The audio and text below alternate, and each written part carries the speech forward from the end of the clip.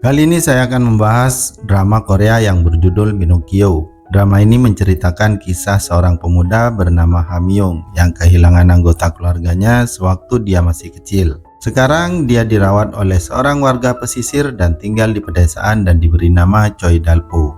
Dalpo tampak kusut dan berantakan, tapi dia memiliki otak yang cerdas. Dalpo tumbuh dewasa bersama Choi In-ha yang merupakan putri dari reporter yang menghancurkan keluarga Dalpo. Choi In-ha mengalami sindrom Pinocchio, sehingga ketika dia berbohong maka dia akan cegukan. Dia datang ke desa itu bersama ayahnya setelah ayah dan ibunya berpisah. Bagaimana kisahnya? Mari kita dengarkan cerita yang lumayan unik namun ngehe. Seperti biasanya drama Korea yang bikin kita terengah-engah.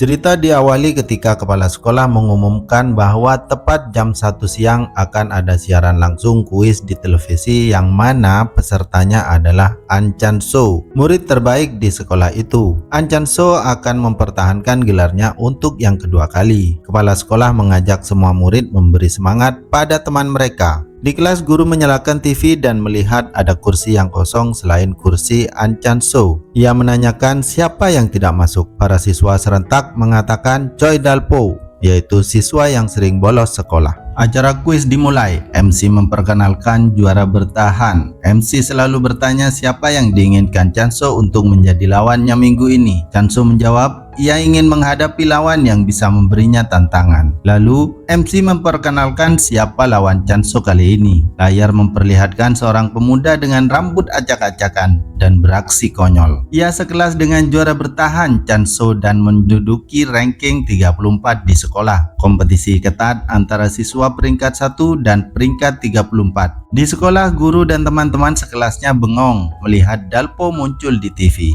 MC mengundang Dalpo naik ke panggung dan memperkenalkan diri. Dalpo berkata ada suatu hal yang ingin dia perjelas. Ia tidak pintar. Ia mendapatkan ranking 34 dari 34 siswa dan ia juga mendapat nilai 0 dalam semua mata pelajaran. Karena itulah dia dijuluki nol besar. Para siswa di kelasnya tertawa mendengar pengakuan Dalpo. Kemudian MC berkata, Dalpo harus menjawab 5 pertanyaan dengan benar untuk bisa menantang juara bertahan. Pertanyaan pertama tentang sindrom yang mengalami cegukan ketika penderitanya berbohong. Dalpo tidak menjawab. MC menyarankan agar Dalpo rileks dan tenang karena ini baru pertanyaan level 1.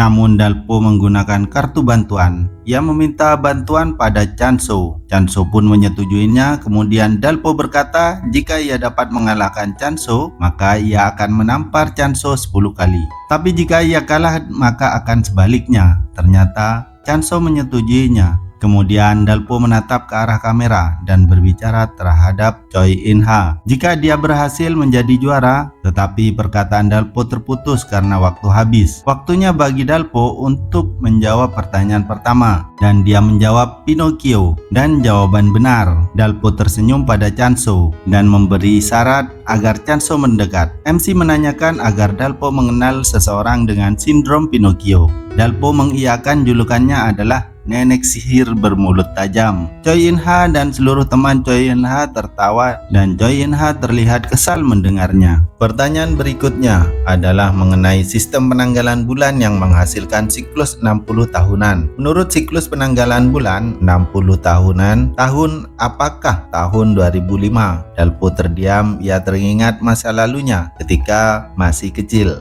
Ayahnya pernah menanyakan pertanyaan yang sama dengan pertanyaan kuis itu dan ia bisa menjawabnya dengan tepat. Dan kakak Dalpo yaitu Jae-myung juga bisa menjawab dengan benar. Salah satu tetangga mereka adalah seorang nenek dengan seorang putranya. Sang nenek kagum dengan kecerdasan Jae-myung dan Hamyong. Hamyong adalah nama asli Choi Dalpo. Hamyong khawatir mereka akan membuat mereka melakukan ini seharian, dan benar saja. Hingga larut malam dan keduanya hendak tidur, ayah mereka masih saja menelpon dan memuji mereka soal penanggalan Cina. Ternyata ayah mereka sedang memamerkan kepintaran anak-anaknya pada teman-temannya sesama pemadam kebakaran. Tak lama kemudian alarm berbunyi. Mereka langsung menuju tempat kebakaran. Sesampainya di lokasi, seorang pria keluar dan mengatakan bahwa ada 2 orang lagi di dalam. Salah satu pemadam khawatir akan terjadi ledakan lagi. Ia pikir lebih baik memastikan dulu tidak ada bahan yang bisa meledak lagi di dalam. Akhirnya Ayah Dalpo membagi mereka menjadi dua grup. Mereka menerobos kobaran api dan naik ke lantai 2. Tim berpencar untuk mencari korban selamat di setiap ruangan. Dan ternyata dua orang yang dicari sudah berada di luar dan mendekati pria pertama. Mereka memanggilnya manajer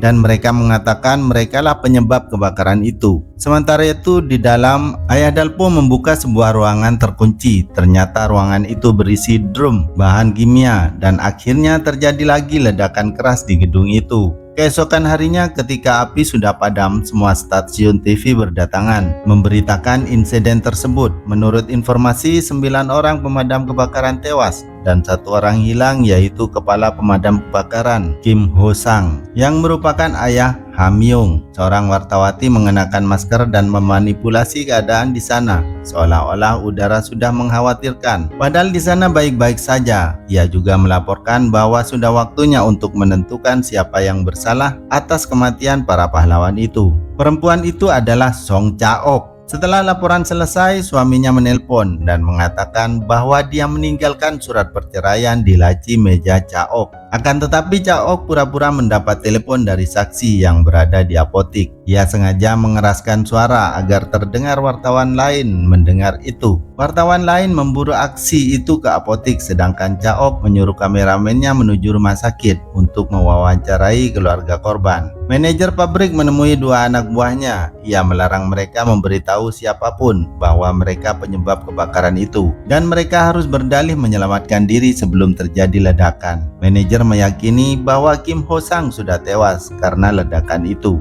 Hujan turun dengan deras. Putra nenek tetangga Ha Myung sedang berada di dalam bis membicarakan insiden kebakaran itu dengan neneknya. Tiba-tiba ia melihat seorang pria berlari di tengah hujan yang sangat mirip dengan ayah Ha Myung dan ia memberitahukan hal itu pada neneknya. Padahal orang itu belum tentu ayah Ha Myung dan pemuda itu juga tidak melihat wajah orang itu dengan jelas. Suasana di rumah sakit sangat mengharukan. Keluarga korban menangis dan histeris melihat jenazah korban. Ha Myung dan keluarganya juga ada di sana. Air mata ibu Ha Myung terus mengalir. Keluarga korban mulai menyalahkan ayah Ha Myung. Keadaan bertambah parah ketika petugas mendapat telepon bahwa ayah Ha Myung masih hidup berdasarkan laporan seorang penderita sindrom Pinocchio. Ibu Ha Myung terkejut, tapi ia harus menyembunyikan rasa leganya di hadapan para keluarga korban. Ha Myung malah kelepasan bicara dan dia bersyukur mendengarnya. Mendengar itu, keluarga korban menatap mereka dengan penuh kemarahan. Sang ibu gemetar sambil terus membungkuk mengucapkan maaf. Jae Myung tak tahan lagi melihat ibunya seperti itu dan membawa keluarganya keluar dari rumah sakit. Beberapa hari kemudian, wartawan berkerumun di depan rumah Ha Myung. Para wartawan itu menghadang Jae Myung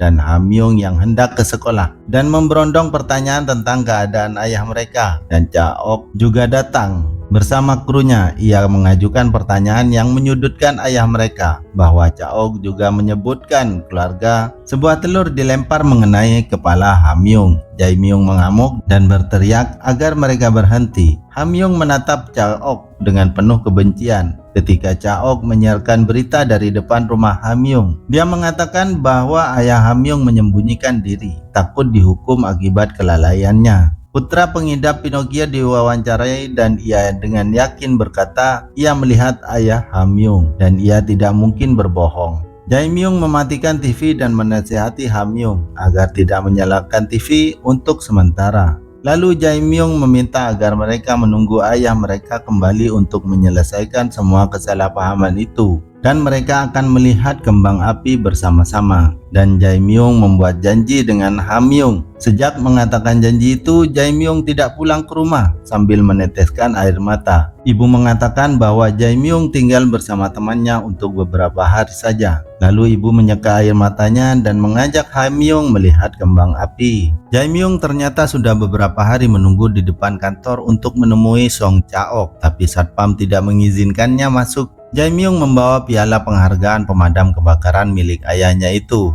Ibu benar-benar membawa Ha Myung melihat pesta kembang api. Ha Myung tersenyum takjub melihat indahnya bijaran kembang api berwarna-warni. Ibu memberikannya beberapa kembang api. Ha Myung pergi ke tebing bersama ibu Ha Myung. menyalakan kembang apinya. Di sana ibu menoleh melihat Hamyong dengan sedih dan dia berkata, "Hamyong, mari kita pergi menemui ayahmu." Setelah itu hanya terlihat sebuah sepatu, sepucuk surat, dan sisa kembang api di tebing itu.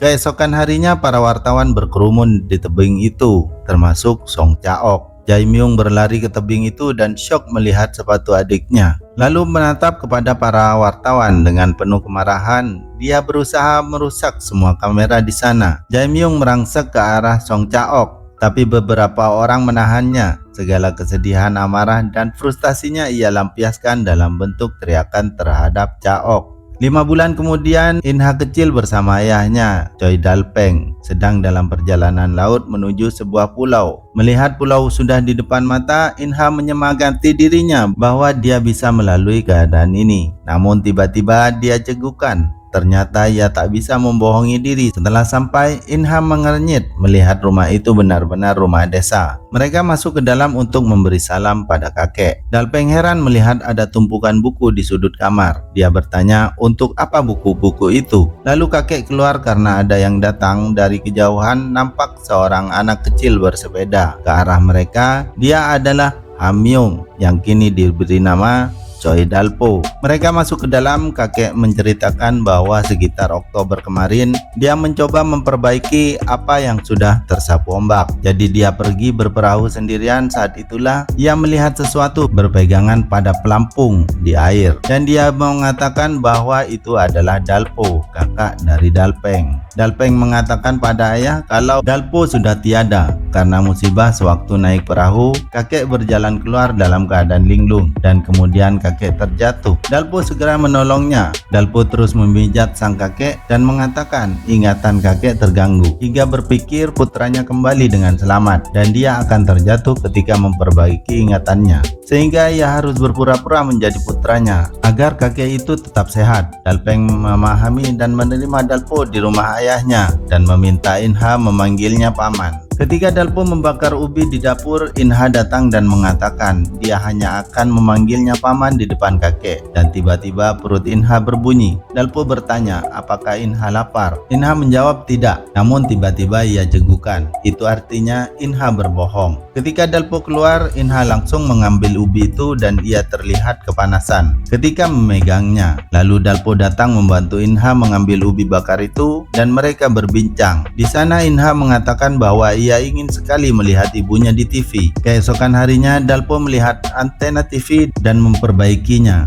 sedangkan Inha mengambil ponsel ayahnya secara diam-diam dan mengirim pesan pada ibunya. Dia bercerita bahwa ia mulai menyukai tempat itu karena pamannya membuatnya nyaman. Dari kejauhan, telepon memanggil Inha dan mengatakan bahwa mereka sudah bisa menonton TV. Ketika perjalanan pulang, Dalpo menceritakan tentang ayahnya. Inha mengatakan kalau Dalpo adalah orang baik dan Inha tidak cegukan. Inha mengatakan ia tak mungkin berbohong. Lalu Dalpo mencium pipi Inha dan mengatakan selama 6 bulan ini hidupnya hanya kebohongan. Ia mengatakan ternyata kebenaran 10 kali lebih menghibur daripada kebohongan. Sesampainya di rumah, Inha menyalakan TV dan ia menunjukkan ibunya yang sedang siaran di TV. Dalpo sangat terkejut ketika mengetahui bahwa ibu Inha adalah Song Chaok, orang yang sangat dibencinya. Dalpo langsung keluar dan memberitahu Dalpeng kalau Inha sedang melihat ibunya di TV. Mendengar itu, Dalpeng segera masuk dan memarahi Inha serta merusak TV itu. Inha meminta tolong pada Dalpo, tapi Dalpo memarahi Inha. Kembali ke acara kuis, di mana saatnya pada pertanyaan terakhir, MC berkata jika ia menjawab benar maka ia akan berhadapan dengan Chanso. Akhirnya Dalpo menjawab soal itu dengan benar. Seluruh kelas langsung heboh. Mereka heran ketika Dalpo menjawab pertanyaan dengan benar, sedangkan Inha tersenyum bangga. Sementara itu di Seoul, Jae-myung menjadi pengantar air. Saat ia mengantar air ke toko elektronik, ia melewati deretan TV yang menyala. Salah satunya menayangkan kuis. Jae-myung berhenti dan menoleh pandangannya tertuju pada cowok yang sedang membacakan berita di sebuah TV. Padahal TV itu bersebelahan dengan TV yang menayangkan Dalpo. Apakah ia pada akhirnya akan melihat Dalpo? Sampai jumpa di episode berikutnya. Salam. Annyeonghaseyo.